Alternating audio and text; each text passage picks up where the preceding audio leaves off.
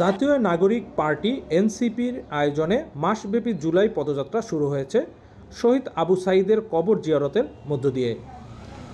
বৈষম্যবিরোধী ছাত্র আন্দোলনে রংপুর জেলা শহরে প্রথম শহীদ আবু সাঈদের গুলিবিদ্ধ হওয়ার স্থান থেকেই পদযাত্রাটি শুরু হয়ে জেলা স্কুলের সামনে গিয়ে শেষ হয়।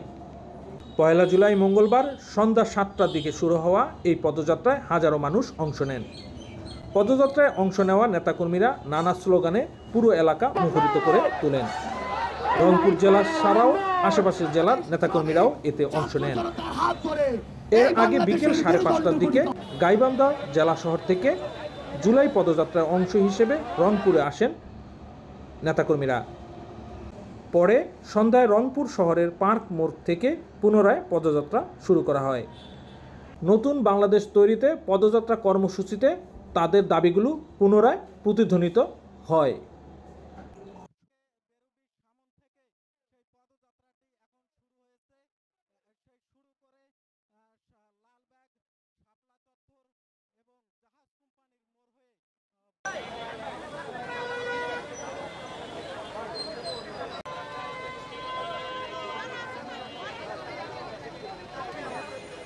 নতুন সংবিধান নিয়ে সামনে এগিয়ে যাব এবং আমাদের এই জুলাই পদযাত্রা শেষ করব।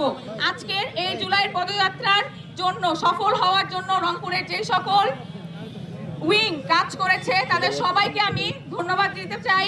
আমাদের যুব উইং, আমাদের শ্রমিক উইং সহ আমাদের উপজেলার যত সংগঠক ছিল, রংপুর জেলা এবং মহানগরের সকল সংগঠক সহ রংপুরের ছাত্র জনতা যারা স্বতঃস্ফূর্তভাবে আমাদের এই পদযাত্রায় অংশগ্রহণ করেছে তাদের প্রত্যেককে আমার আন্তরিক ধন্যবাদের সাথে আজকে এই বক্তব্য শেষ করছি। দেশের প্রতিটি বিভাগের মানুষ যেভাবে সরকারিভাবে গ্যাস সেবা পেয়ে থাকে, রংপুর অঞ্চলকে সেভাবে গ্যাস সেবা দিতে হবে। আমরা সরকারের কাছে আহ্বান জানাই, আমাদের মেডিকেল কলেজ, আমাদের বিশ্ববিদ্যালয়, আমাদের কলেজগুলোতে মানসম্মত শিক্ষা নিশ্চিত করার জন্য শিক্ষা মন্ত্রণালয়কে কার্যকর উদ্যোগ গ্রহণ করতে হবে। প্রতি বছর বাজেটের সময় যে বৈষম্য হয়, রংপুর সিটি কর্পোরেশন গোটা রংপুর বিভাগ যে বৈষম্যের মধ্যে পড়ে যায়, আমরা সরকারের কাছে আহ্বান জানাবো অতি দ্রুত রংপুর অঞ্চলের উন্নয়ন বাজেটের বৈষম্য দূরীকরণ করে রংপুর অঞ্চলকে সামনের দিকে অগ্রসর করতে হবে। আমরা সরকারের কাছে যেমন দাবি জানিয়েছি, একই সাথে আজকে এই রংপুরের মাটিতে দাঁড়িয়ে রংপুরের সাধারণ মানুষের কাছে আহ্বান রাখবো, রংপুরের মানুষ দীর্ঘ সময় ধরে তারা নানাবিধ মুনাফিকি, নানাবিধ দ্বিচারিতা, নানাবিধ জুলুমের শিকার তারা হয়ে এসেছে। রংপুরের পুত্রবধূ সেজে এক কাল নাগিনী রংপুরের মানুষ সহ বাংলাদেশের সকল মানুষকে নির্যাতন করেছে।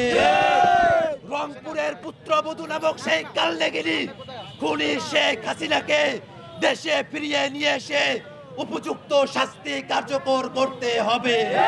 সাজ্জাদ বিন আলম সৌরভের পাঠানো তথ্যচিত্রে ডেস্ক রিপোর্ট।